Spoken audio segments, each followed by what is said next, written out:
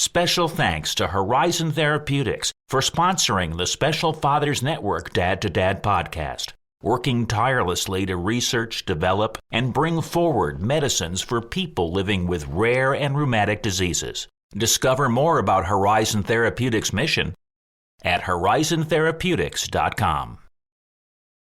How was it possible that you and I weren't aware of each other and our work? Because, as you pointed out, the overlap is uncanny.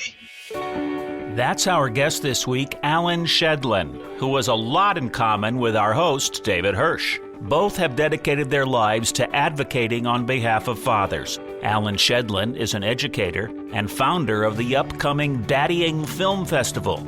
David Hirsch formed the Illinois Fatherhood Initiative and founded 21st Century Dads and the Special Fathers Network. Allan Shedlin and David Hirsch, two kindred spirits who haven't met until now. This is the Special Fathers Network Dad to Dad podcast, where this week these two fatherhood ambassadors meet for the first time and speak about their mutual devotion to dads. We'll also hear about Allan's upcoming project, the Daddying Film Festival. So say hello now to the aforementioned founder of the Special Fathers Network and host of the Dad to Dad podcast, David Hirsch. Hi, and thanks for listening to the Special Fathers Network Dad to Dad podcast, presented by the Special Fathers Network, a Dad to Dad mentoring program for fathers raising children with special needs. The Special Fathers Network Mastermind Group experience is the most comprehensive program the 21st Century Dads Foundation offers. Dads raising children with special needs meet virtually on a weekly basis and form meaningful relationships while sharing weekly wins, discussing books, and sharing heartfelt challenges. One of the highlights of the year is attending an in-person weekend retreat. We're launching 10 new mastermind groups in 2024 with 10 dads per group. That means we're only looking for 10 like-minded dads in each community. If you're a dad raising a child with special needs, we hope you'll join a local mastermind group and make the investment to become the best version of yourself. For more information, please see the show notes or simply go to 21stcenturydads.org. And now let's hear this conversation on fatherhood between Allan Shedlin and David Hirsch. I'm thrilled to be talking today with Allan Shedlin of chevy-chase, Maryland, who is the father of 3 adult daughters, grandfather of 5, and one of the most enthusiastic and outspoken fatherhood advocates I've ever met. Allan coined the term daddying. He leads the Dadvocacy Consulting Group, and he leads the Daddying Film Festival and Forum, now in its 3rd year. Allan, thank you for taking the time to do a podcast interview for the Special Fathers Network. I'm thrilled to be talking with you, David. You and your ex-wife, Michelle, were married for 32 years and are the proud parents of 3 adult daughters, Raya, Samantha, and Christina, as well as 5 grandchildren. Let's start with some background. Where did you grow up? Tell me something about your family. Okay, well, I should begin by telling you I've not grown up. And I have no intention of ever growing up. It's highly overrated. But I lived as a child, first in Manhattan, and then at age 9, my family moved to the Bronx. And that's where I got older until I went off to college. And when you were growing up, did you have siblings? I did. I had 2 brothers. I'm the middle. And I have a sister who's the youngest. And I'm sort of curious to know, what did your dad do for a living? My dad, and it used to be not a negative word, but it seems to be a negative word now, was the first independent manufacturer of plastic in the United States. And he ran a business which made plastics, which was not a negative term then, sure is today. The only other thing to add to that is there's a line from the movie The Graduate, which most people will remember, when Dustin Hoffman was told by an older gentleman thinking about what he was to do when he finished, was plastics, my dear boy, plastics. So that was a term that I heard in utero. I just want to say one word to you. Just one word. Yes, sir. Are you listening? Yes, I am. Plastics. There's a great future in plastics. Think about it. Will you think about it? Yes, I will. Enough said. That's a deal. When you were growing up, I'm sort of curious to know how you'd characterized your relationship with your dad. So I always knew my father would be there in a pinch, but I needed more than a pinch. He, in order to be a successful businessman, was a brilliant salesperson. And the way he made his sales, one of the very few, very specific things he taught me was eyeball visits are always the best. So he said I could send prospective customers samples, but if I bring them and I meet eyeball to eyeball, I'm more likely to make the sale. So my father was absent our household for approximately 250 days a year for 25 years. And when he wasn't really present anyway, because he was thinking about his next trip and running what became a pretty substantial business with his partner. So I would say that he wasn't around very much. So if I can paraphrase what you've said, he was probably a good provider, right? He was a successful business person, but he wasn't present physically, emotionally, spiritually in the lives of you and your siblings. That's my perspective. I spoke with my older brother about this, did a formal dating interview with my older brother. It's only 2.5 years older than I am. And when he got all finished with the formal interview, which I conducted as, a researcher as opposed to a brother, and when the interview was over, I said, the interview's over, Victor, and now I have a question for you that isn't part of the interview, which is, who exactly was your father? So he had a very different perspective than I did. I think part of it is because he ended up going into the family business, and I think he was thinking much more about how present he was with my father once he entered the business, and, they saw each other much more frequently than I ever did. So I think that is an important point, because I think as siblings, we often have a very different view of our parents. That's a really good point. And was there a point in time that you would have considered following in your brother's footsteps and being part of the business? There was no point at any time except until I went off to college, when I was unaware I actually had a choice. It sounds ridiculous at this point to me that, until you're 18 years old, you don't know you have a choice of what you want to do with your life. So I was never told that I had an option. It never occurred to me I did, until I literally physically got away from my household and realized it's not something that interested me at all. Very interesting. So when you think about your relationship with your dad, what are the most important takeaways, positive or negative, that you can reflect on? I think he taught me, not deliberately, the importance of dads being present, because I craved that. I wished that. And every once in a while, that little boy, age 3 years old forward, can think of moments where I craved so badly my father that I did stuff to make sure that when he was there, we were together. So I think one of the things I learned, which was not a deliberate lesson, but one I took from it, was that I recognize the importance of dads being present in all different ways. My dad also had a very, very good heart. Although he was a tough guy, I knew him well enough to know that there was a tenderness on the inside that in the 1940s and 50s was not something as a man you willingly showed to people. And so when you referred David to as being a good provider, that was part of the definition of what being a good dad was. And since he didn't have that in his own father, that was a lesson that he learned, again, not on purpose and not, deliberately. Yeah, well, thanks for sharing Let's segue and talk about your grandfathers, first on your mom's side and then on your dad's side. What role, if any, did they play?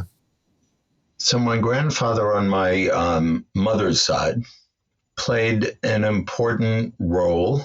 He was able to show a side of him that was tender, even if he didn't intend to show it.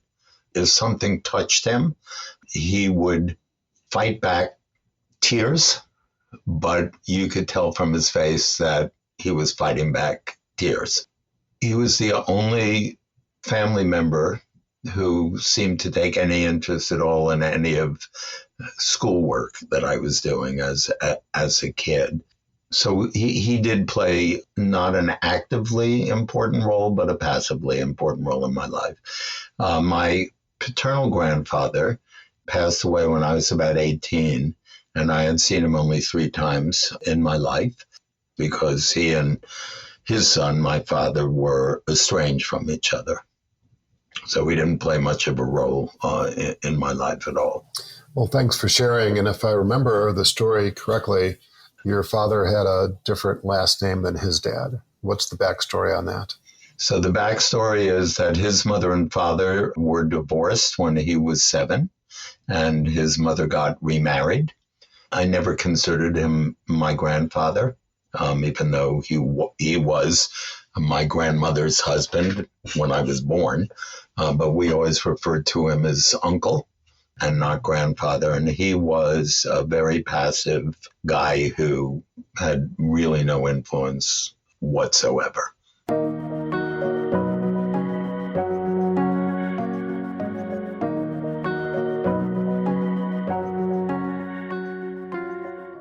So the single most important male role model for me was my 5th grade teacher, Joe Papaleo.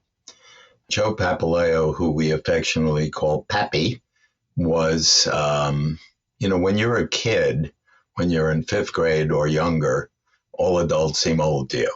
So he was old. I've very recently realized that he was 24 years old when he was my 5th grade teacher. And I was fortunate enough to also have Joe as a teacher again when I was a junior in high school. And then when I left high school, he became the head of the creative writing department at Sarah Lawrence College. And Joe and I stayed close to each other until he passed away in 2004. So the last time I saw him was in 2002 when he was doing a book signing. So he was the single most important male role model for me in my life. Why was he such an important role model? He presented an alternative way for a man to be in the world. He was always present in every way possible. What was interesting to me as I've thought about it, recently when I was asked to write a testimonial about him, is that he was not a strict teacher, but nobody misbehaved in his class. And that's an accomplishment if you're a 5th grade teacher. But I'm thinking about why did nobody misbehave in his class? Because it would have taken away from the good time that we would have been able to have with him. He was artistic, he was gentle, and he was present, and he had a good sense of humor. Was there somebody else? When I was 17 and I began for the first time working with kids, of course now it sounds funny to say that since at 17 I guess you're a kid, but I was a counselor at a camp for seriously emotionally disturbed and autistic children, a sleepaway camp. And the director of the camp, who was a professor of psychology, coincidentally, by the way, also at Sarah Lawrence College, was the director of that camp. And he was definitely a role model and more a mentor for me, since that was the summer that I decided for sure that's what I wanted to do for my life's work, was work with kids in one way or another. And so he became very, very important to me. And I, too, stayed in touch with him until he passed away. And what was his name? His name was Meyer Rabban, Rabban, Meyer. I think of people like Meyer and Pappy as sort of the angels in our lives, right? Maybe you didn't know it at the time, but you can look back and realize how influential they were. Yes. And what I think is really important picking up on that is as one gets older and realizes that, is to find those people and tell them. It's really important, and very few of us do that. Absolutely, and you don't want to wait too long because they're usually not just a little bit older, but in some cases, much older. Yes, that's exactly right. So my recollection was you got your bachelor's degree, and then you went on to get a master's from Columbia in education and special ed. And I'm wondering, where did you think your career was going to take you? So I got my bachelor's degree at Colgate University, and I intended to major in psychology, having been positively influenced by that summer working with seriously disturbed children. And Colgate, back in the 12th century, was an all-male school.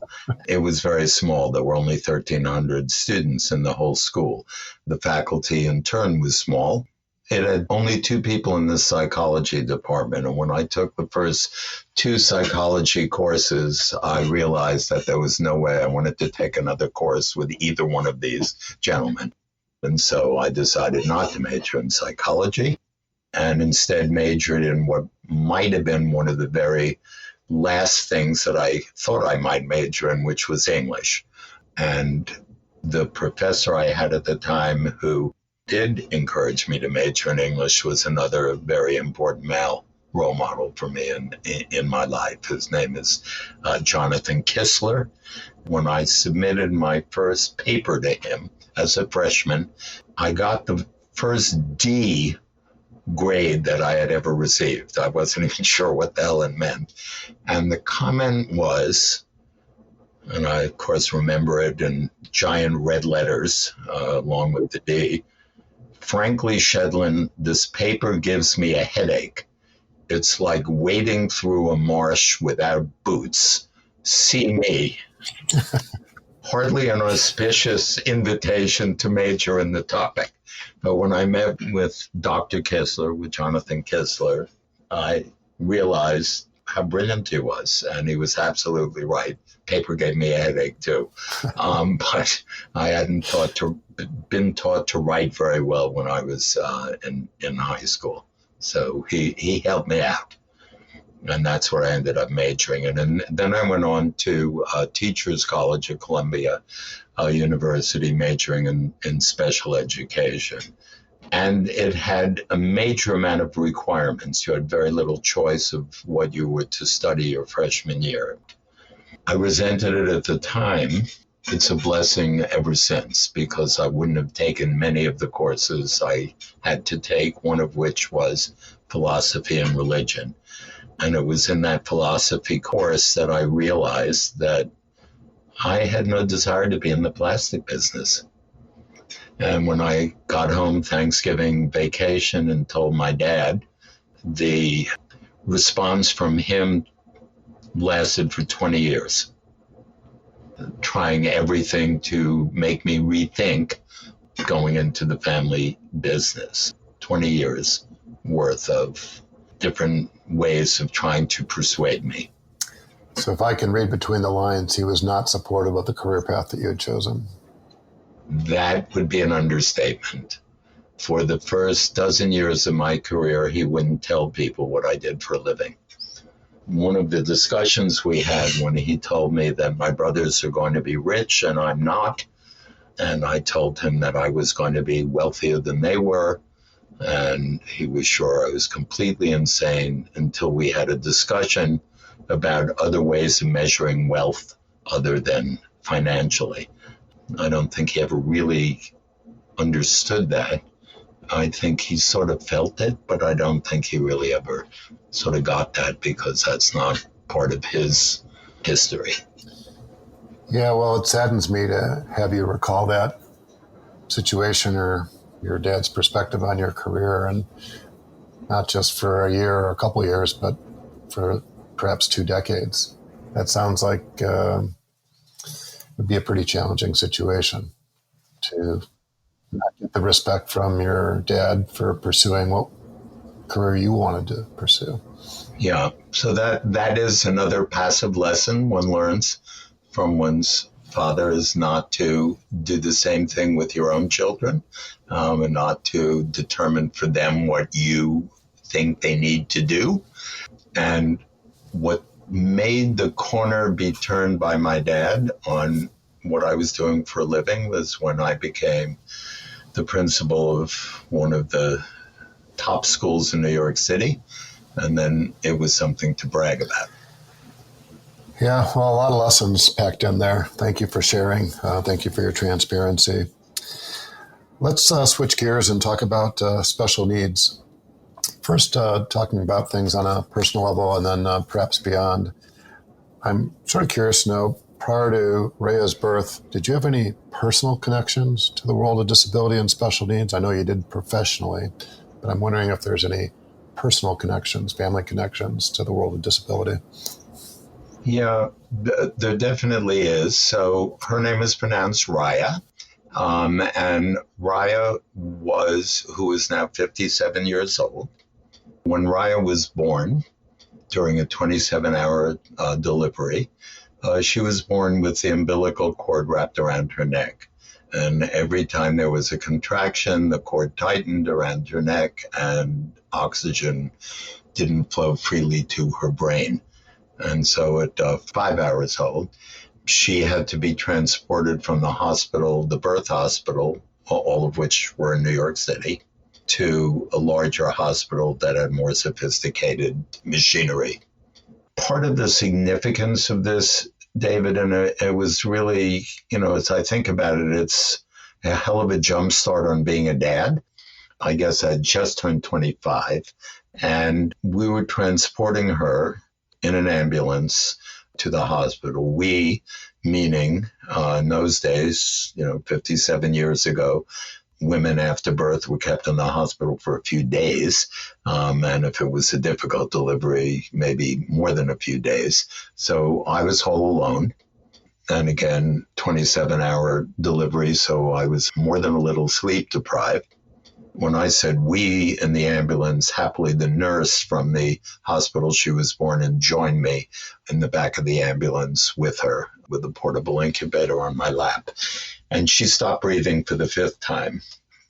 I had not witnessed the first 4, but it was beyond disturbing to see your newborn baby, barely 5 pounds, turn blue. What a blessing that the nurse was with us, because what she did is startle her by doing this on the sole of her foot. And it startled her, and she caught her breath and she started to breathe again. But in that, what seemed like an endless ambulance ride, which was probably 7 to 10 minutes, I learned for the first time in my life that my head could not overrule my heart. My head told me, as recently having earned my special ed degree, and I knew all of the potential horrors that could visit upon a kid whose brain was deprived of a proper amount of oxygen. And I thought to myself, I thought I was being completely rational.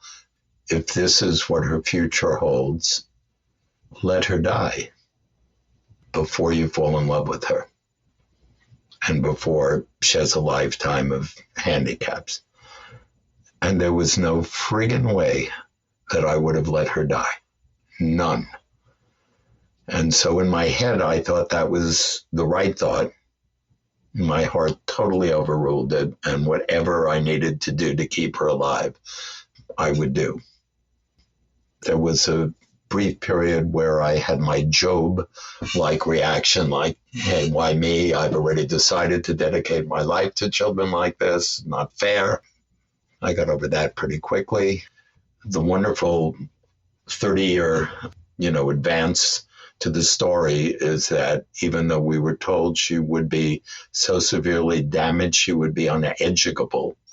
After 10 days, she was released from the NICU, and that's what we were told by the neurologist. 30 years later, she earned her master's degree in bilingual education and is just retired after 25 years as a successful bilingual teacher in the Albuquerque public schools. So, yes, I have my own personal experience being a special dad. Yeah, well, that does sound like a precarious start to the world for Raya, and a rather challenging start to becoming a dad yourself.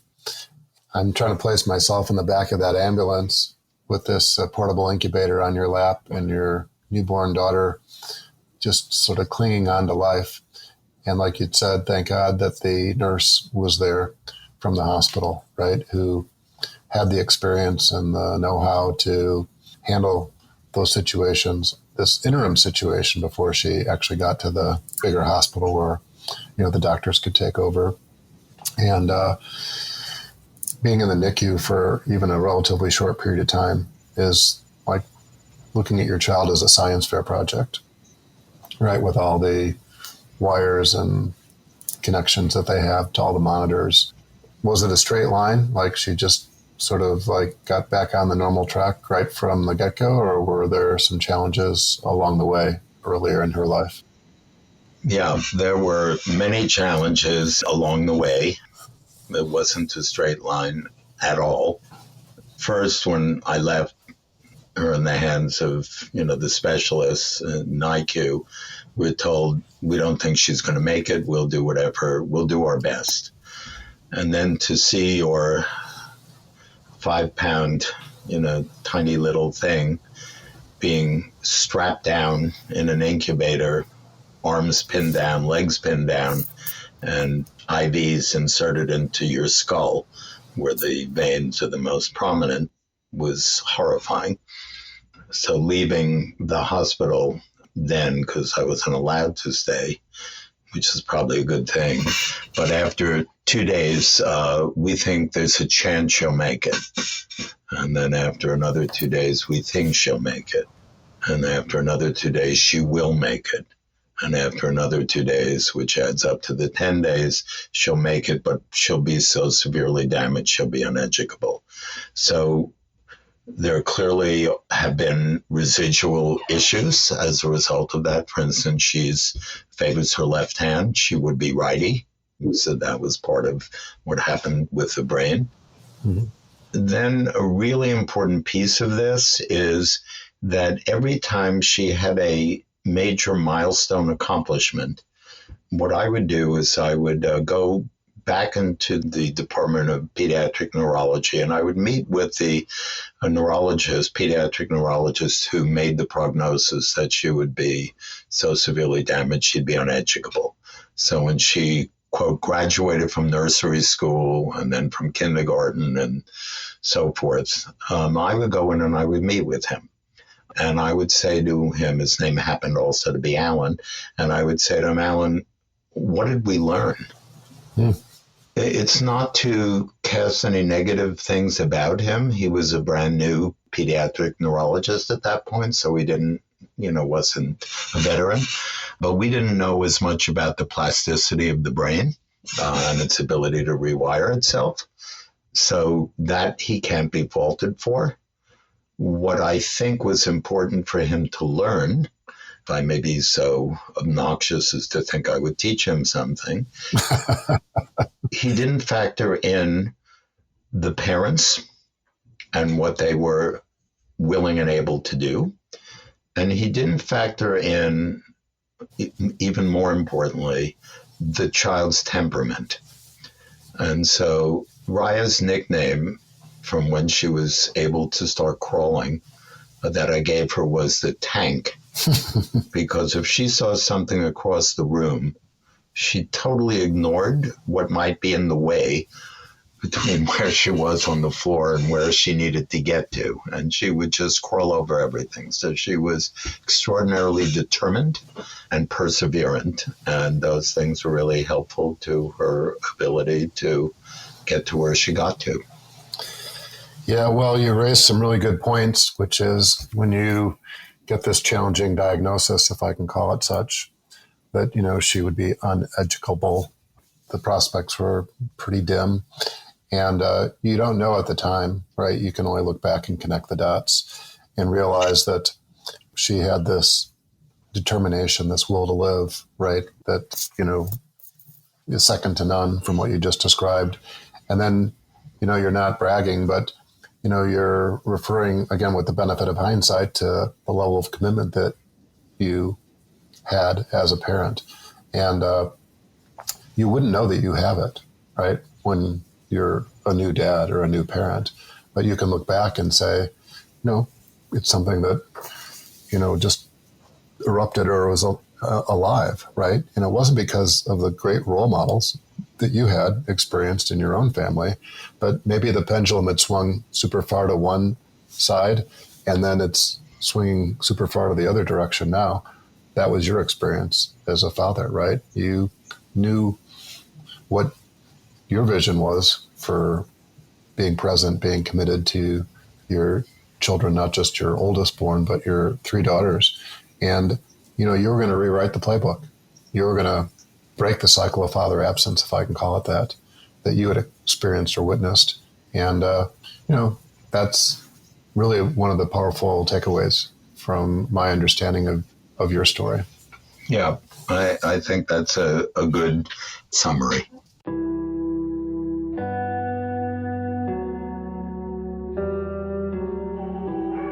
So I'd like to talk about this body of work that you've done, and I don't know if I'm going to get it in correct chronological order, but early on, you had created something called Dad Unlimited. And what was that, or what is that?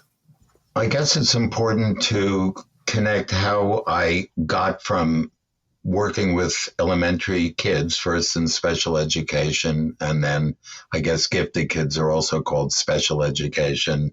I'm of the mindset that all education needs to be special because all children are special. And I know that sounds trite, but I believe it. I believe every kid should have an IEP, and I believe we should focus on what assets kids have and build on those no matter whether they are deemed uneducable or gifted.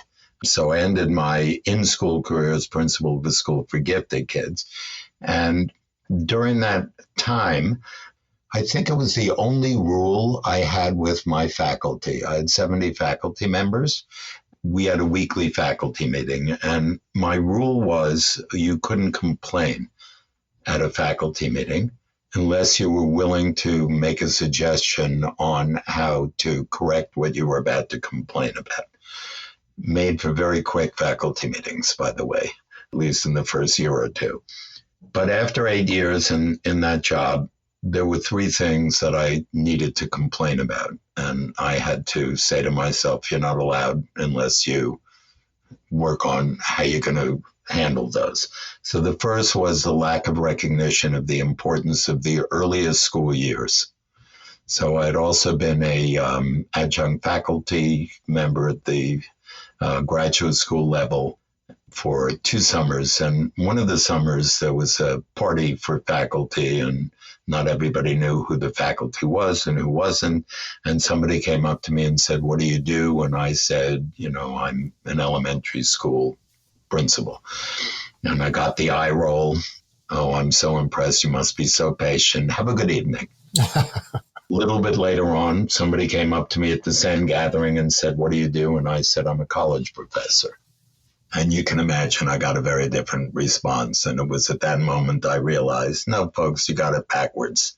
It's at the beginning that's most important, where the foundations are laid, where the habits are established. And so that was one thing I felt needed to be addressed. Second thing was that if you begin as a special educator, you are used to, even as a teacher, talking with neurologists, psychiatrists, psychologists, social workers, etc. So you get different perspectives. When you're in, quote, regular education, you don't have those associations unless there's a problem. So I felt that was the second thing needed to be addressed, was cross-fertilization. And the third was, having begun in the public school system and ended in the independent school world, I was aware that when you're in one camp or the other, you view the other camp as kind of the enemy camp. And I thought, how dumb is that? And so when I left the principal's job after 8 years, I created the National Elementary School Center to address those three issues, and did that for 10 years until I realized that 85% of my time was begging for enough money to keep the place open and 15% of my time doing what I was wanting to do. And so we closed the National Elementary School Center. I wasn't sure what to do next. And somebody said, my daughters were in their early 20s at this point, Allan, the way your daughters speak about you, you need to write a book about fathering. Because I'm a smartass, my response was, fathering isn't a book. It's a one-time biological act requiring a shot of DNA. That's it. And I can write about that in a paragraph. So I coined the term daddying at that point. And daddying is what happens when fatherhood and nurturing intersect, and it's a lifelong process. It's not a one-time biological act, and it requires lifelong commitment. So I didn't know what I was going to do with that sort of light bulb moment. I had already written a lot in education, but I had written nothing about being a dad. I thought, how do I write about being a dad? Well, maybe I think of myself first as a dad, and then I think of myself as a son, and then as a grandson. And then a 4-year-old told me in pre-kindergarten when I was a principal, and he came and asked me, what does a principal do? I said, well, what do you think I do? And he said, you're kind of like the daddy of the school. Best definition of my job ever. If you want to improve a product, best way to do it is to interview the consumers of the product. And so the consumers of daddying are kids. And so I set out and did 28 focus groups in 3 different countries with children. One of the questions that I asked in the focus group was this: if you could create the perfect dad, what would he look like? And a 14-year-old kid in one of the focus groups looked at me in a 14-year-old kind of way, rolled his eyes and said, Mister, there is no such a thing as a perfect dad. And if there was, he'd be really boring. So I looked at him and I said, I completely agree with you. So let me phrase it differently. So if you could create the most excellent dad you could think of, what would he be like? And so that was tolerable to the 14-year-old boy. And we went from there. And, you know, after 28 focus groups and 162 kids, there were a lot of common things that come out of that. And the one quality that came up first in every group was being there. Really being there. And yes, really was the word they emphasized. So as I said at the very beginning of this conversation, the times that my father was there, he wasn't really there. So that's what they meant when they said really being there. And so I thought, how am I going to do this? I started parenting coaching and doing some groups for dads, and that's what Dads Unlimited was about. It was really not sustainable as a financial, a business model. So that didn't last very long, but it was my first sort of attempt to do some formal work directly with fathers. We'll be back with more of the conversation on the Special Fathers Network Dad to Dad podcast in just a few moments. But first, this quick message. Please help 21st century dads gather research on families raising children with special needs by having them complete the Special Fathers Network Early Intervention Parents Survey. A link to the survey can be found in the show notes. As a token of our appreciation, each person, mom or dad, who completes the survey will receive a Great Dad coin. Thank you.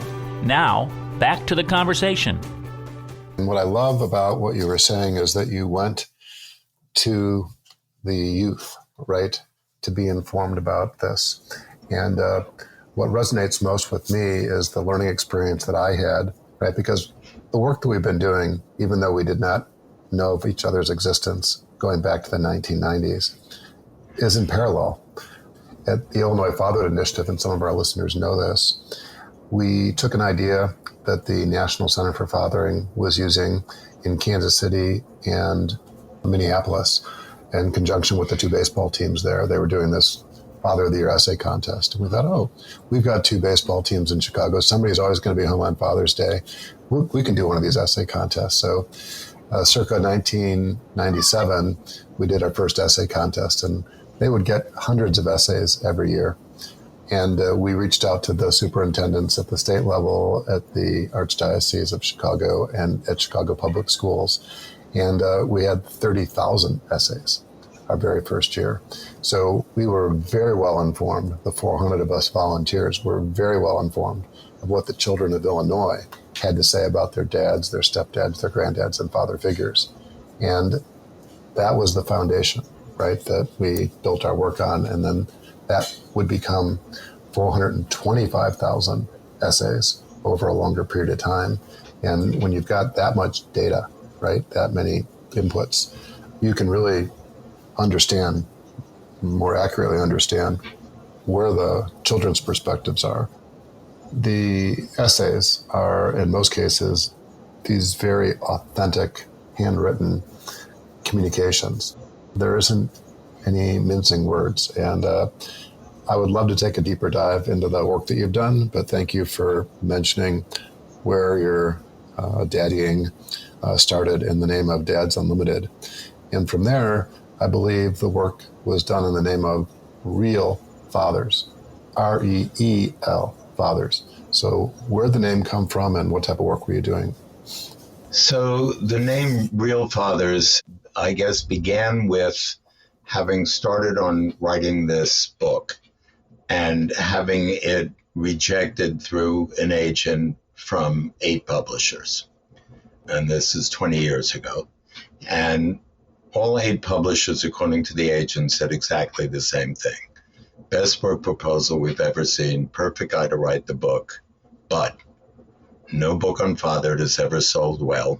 Men don't read, men don't buy books, and no one ever heard of the guy.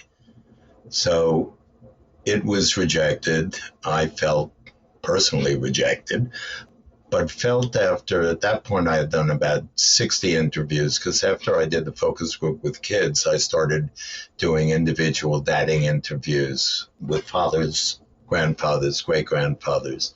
I had done about 60 by then. Now I've done 205 from 20 different countries. The age range is 16 to 104. So at that point, it was about 60. And there was a soulful sadness that came out of a lot of the interviews. So I was determined to help dads in one way or another. And if it wasn't going to be a book, I wasn't sure what it was going to be. And I saw a movie called My Architect, the Son's Journey, done by Nathaniel Kahn, about his father, Louis Kahn, who may be the most famous architect I had never heard of. And it was one of 3 Academy Award nominees as Best Documentary in 2003. So yes, 20 years ago. And I was alone when I saw that movie, and I cried through at least half of it and understood pretty quickly why it nailed me, as it did. Then wished, as I was sitting there in that dark theater, that my father was sitting next to me and watching the movie with me, because it would have enabled us to talk about issues we had that would have been hard to spontaneously have jumped into. And so that was the idea for using film as a way of enabling fathers, father figures, grandfathers, and their kids to talk to each other. And I was doing a lot of fatherhood groups at that point, or daddying groups, as I called it. And one of the groups was in Española, New Mexico, sponsored by the Los Alamos National Laboratory Foundation, called Firstborn. And they visited homes of firstborn families. And when I asked them how many fathers were present during those interviews, the answer was none. My reaction was, you got to get the dads involved. And so the request to me was, could I meet with them and tell them how to do that to get the dads involved? And because I'm mean, my answer was no, I won't tell you how to do it, but I will meet with you and we'll figure it out together because I don't really know your culture very well. And so we did that. And I did an exercise that they deemed the craziest thing they'd ever seen anybody do with a group of people. There were about 20 people on their staff. And the woman who invited me said, that was crazy. Do you have any other nutty ideas? Well, I said, yeah, I'd love to do a film festival. And we could call it the Real, as in a movie, Real Fathers Film Festival. She said, great, you got to do it in Santa Fe. And I said, why is that? Well, because we're the city different is our name, and we are an art colony, and we take chances, and you got to do it here. And so that's where Real Fathers still is, 13 years later. And that program was initially to create a film festival, a Real Fathers Film Festival, but we got sidetracked because we started asking different organizations in New Mexico, would you support this film festival? And the response from Head Start Center, Big Brothers Big Sisters, the penitentiary, veterans groups, etc., was, yeah, we'll support a festival, but we're having trouble attracting dads to our programs. So would you create something just for us? And again, because I mean, the answer was no, we'll create something with you, but not for you. And then for the next 10 years, that's what we did. We did programs for all these different groups, and I forgot about the idea of the film festival until 3 years ago. Got it. So I know that there's some work that you did in between, and I just want to drill down on this so we don't lose that before we talk about the Daddy's Film Festival. Daddy's Wishes Fund, what is that? So the Daddy Wishes Fund, so this kind of interesting to me and sort of feels fitting, is as we go back to the origin of all of this, as you asked about it at the very beginning with my dad. So as a successful businessman, he made a lot of money. And he started a foundation. And when he passed away, his wife, not my mother, his wife ran the foundation, and she passed away a few years ago. And the family had to decide what happens to the foundation. And the foundation was part of my father's personality, had his name. That was the name of the foundation. So we could either keep the foundation going or close it. And if you close it, as you know, you don't pocket the money. The money has to go to another nonprofit. So I made the suggestion to my two stepsisters and my one brother who was actively involved in this, that we close the foundation and that we each get to decide where a quarter of the assets go, and that we could each decide that without checking with the others. It was totally up to us. And so suddenly, for the first time in my life, I felt like, oh my God, I'm on the other side. And I'm going to get to decide where money goes. So I created two donor advised funds, and one of them is the Daddy Wishes Fund. And what the Daddy Wishes Fund is that fathers can apply for grants up to $250 for something that they would like to do with their child that they wouldn't otherwise be able to do. All they needed to do was submit through a nonprofit organization. They had to submit, what is it that I would like the $250 for? And the only other requirement was they had to document in some way what they did. It could be a tape recording, it could be a video recording, it could be something in writing. And it wasn't because we didn't trust them. It was because we wanted to provide interesting examples of things you can do with your kid. So that's what the Daddy Wishes Fund is. There's not a lot of money in it. And the second entity was the Daddy Appleseed Fund. Because somebody said to me at one point a number of years ago, Allan, you're like Daddy Appleseed. So that's the name of the other fund, and that's where some of the finances have come from to launch the Daddy Film Festival and Forum. So if I can paraphrase what you've said, your dad had a foundation. When he passed, you and your siblings decided to close it, and you took the quarter that would be yours, that you would be not entitled to personally, but if you each had one quarter, and you created these two donor-advised funds, the Daddy Wishes Fund and the Daddy Appleseed Fund. And the Daddy Wishes Fund, from what I remember you saying, rather small dollar amounts, $250 per grant, is a little bit like a Make-A-Wish, but on a small scale. Correct. Where you're providing somebody with an opportunity to do something that they might not otherwise be able to afford to do. Yeah. The only criteria, if I can call it such, is that they need to document what it is that they did, not so much for accountability purposes, but to hopefully inspire other dads to be thinking along those lines. Correct. So it might be something as simple as, buying a sleeping bag because I want to do a camping trip, or going to, a baseball game, or buying a bow and arrow because I want to do, archery with my kids. So those are some of the things it's been used for. I love it. Well, let's talk about the Daddying Film Festival and Forum. Now in its third year, what were the first couple of years like, and what are your expectations for 2024 here? So, as I mentioned, the idea for Real Fathers initially 20 years ago was to do this film festival, which I got distracted, which I'm easily distractible.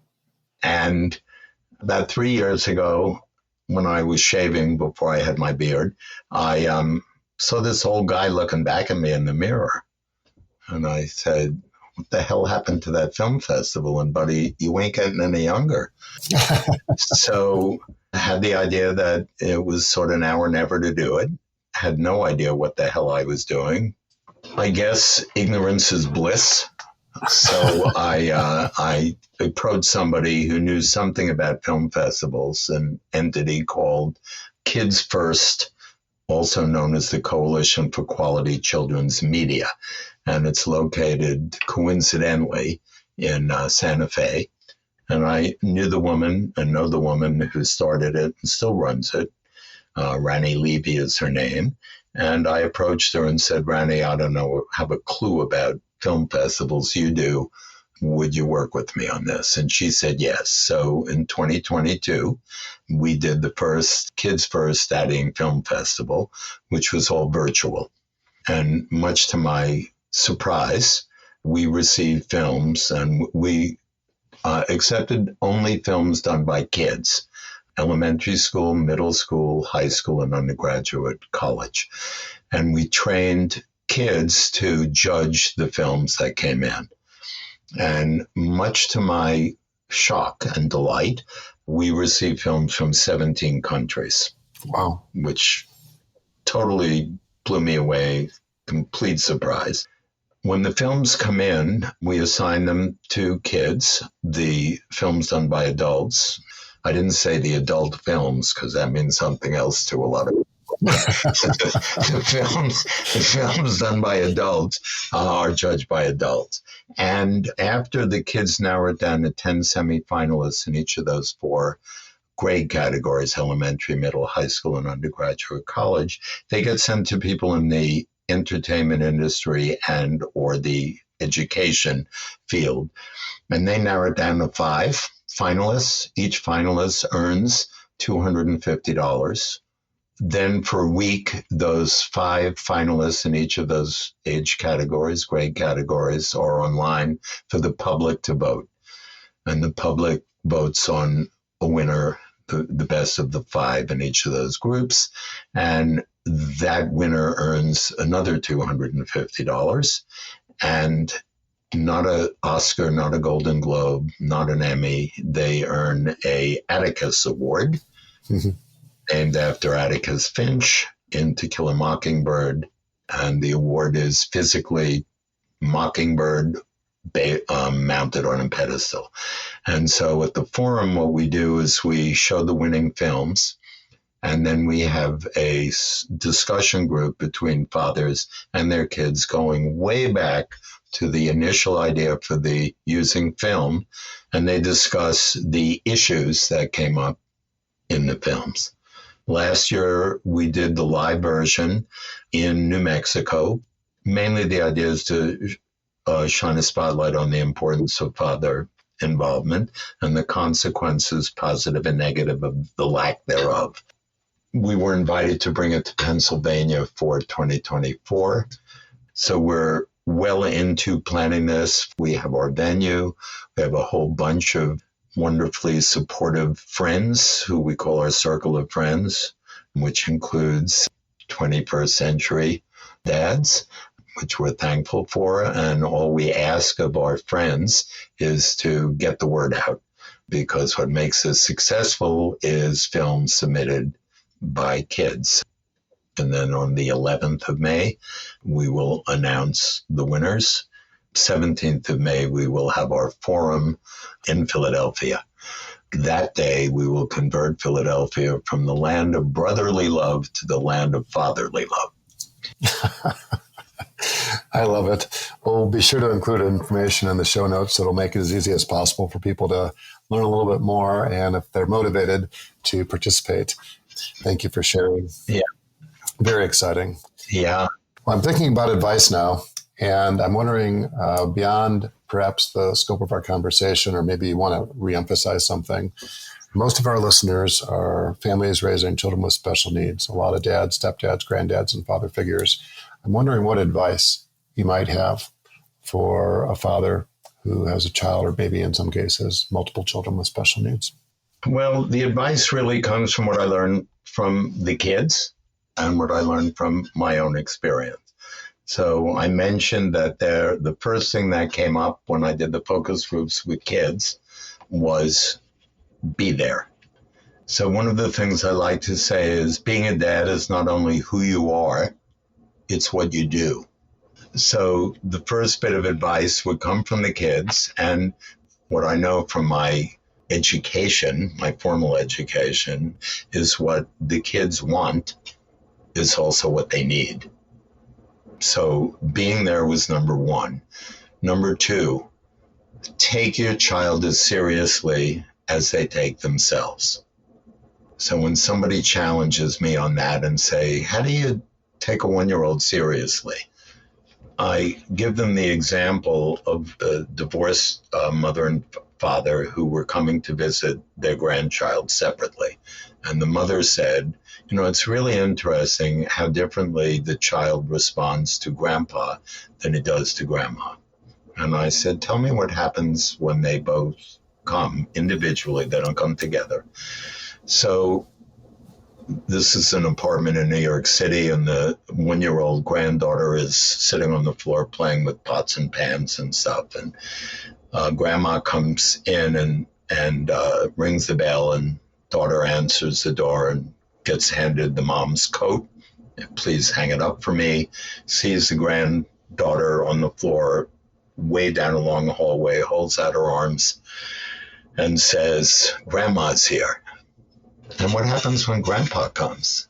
Well, grandpa rings the bell, and I open the door, and he hangs up his home coat, and he sees the kid on the floor, and he quietly walks over to the kid and sits down next to her and starts playing with the pots and pans. That's how you take a 1-year-old seriously. So, yes, you obviously at different ages, it's a different thing. Third quality that kids say they want is to be a passionate advocate for us. Hence my organization, the Dadvocacy Consulting Group. Fourth is show us you love us and be affectionate. For some dads, that's not easy, but if one can get over some of those hurdles, it's awesome. And then the fifth most commonly cited thing from the kids is provide us with security and protection. So I guess those are the 5 things. I think clearly the advocacy or the dadvocacy part of this, especially important if you have a child with special needs. You're called to do that maybe a little bit more intensely and a little more often. Yeah, well spoken and grounded in these decades and decades of research and your own personal experience. So thank you for sharing. Is there anything else you'd like to say before we wrap up? Yeah.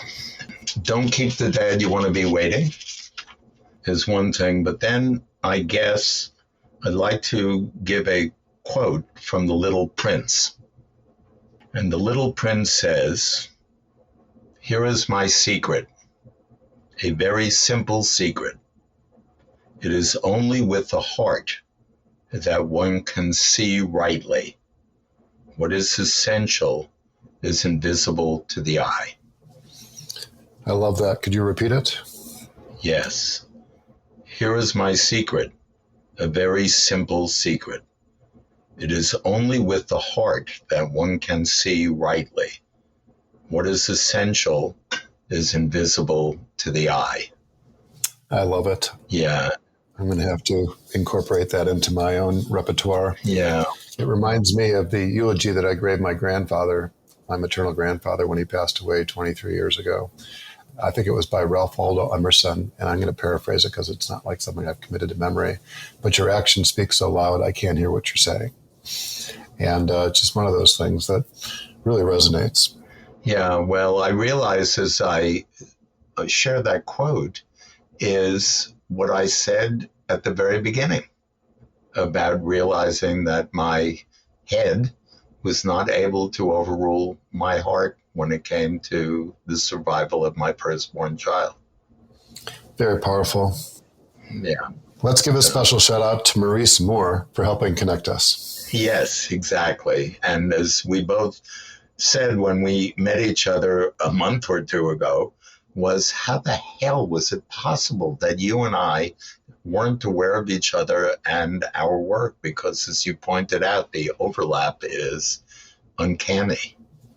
Yeah, well, it's good news and bad news. It's refreshing and it's uplifting, right, to get acquainted and appreciate the work that we've each been doing. But it's disappointing on the other hand, because I'm thinking, gosh, if we had met 5 or 10 or 20 years ago, what we might have been able to accomplish up and above, right, what we were already doing. So anyway, we'll just say thank God for the introduction. Thank you, Maurice. And I'm hoping that we'll be able to accomplish a lot as the months and the years go by. Yeah, we will. So the final quote is from Lewis Carroll's Alice in Wonderland, where he says, "It's no use going back to yesterday because I was a different person then." I love it. If somebody wants to learn more about your work or to contact you, what's the best way to do that? So thank you for asking that. So I think the best way is to go to the website, just because my current, complete focus and passion is this film festival because of the potential it has to be helpful. And that is to go to the website, www.daddyingfilmfest.com. And on that website, there'll be ways to being in touch and to learn more about the festival. And I encourage as many films to come in as possible. What we've already received, even though it's just a small handful in the first 8 days, is pretty remarkable. We'll be sure to include that information in the show notes.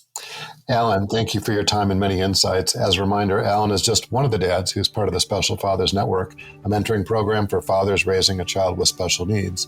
If you'd like to be a mentor father or are seeking advice from a mentor father with a similar situation to your own, please go to 21stcenturydads.org. Thank you for listening to the latest episode of the Special Fathers Network Dad to Dad podcast. I hope you enjoyed the conversation as much as I did. As you probably know, the 21st Century Dads Foundation is a 501c3 not-for-profit organization, which means we need your help to keep our content free to all concerned. Would you please consider making a tax-deductible contribution? I would really appreciate your support. Thanks again. And thank you so much, David, for what you do and for listening and asking good questions. Yeah, well, we're members of the Mutual Admiration Society, Allan. Yeah, good. All right. I think you greeted me the last time we spoke as a brother from a different mother. So I like that a lot. We'll leave it at that. Thanks again. Okay. Take good care. And thank you for listening to the Special Fathers Network Dad to Dad podcast. The Special Fathers Network is a dad-to-dad mentoring program for fathers raising children with special needs. Through our personalized matching process, new fathers with special needs children match up with mentor fathers in a similar situation. It's a great way for dads to support other dads. To find out more, go to 21stcenturydads.org. And if you're a dad looking for help or would like to offer help, we would be honored to have you join our closed Facebook group. Please go to facebook.com/groups and search Dad to Dad. Lastly, we're always looking to share interesting stories. If you'd like to share your story or know of a compelling story, please send an email to david@21stcenturydads.org. The Special Fathers Network Dad to Dad podcast was produced by me, Tom Couch. Thanks again to Horizon Therapeutics, who believe that science and compassion must work together to transform lives. That's why they work tirelessly to research, develop, and bring forward medicines for people living with rare and rheumatic diseases. Discover more about Horizon Therapeutics at horizontherapeutics.com.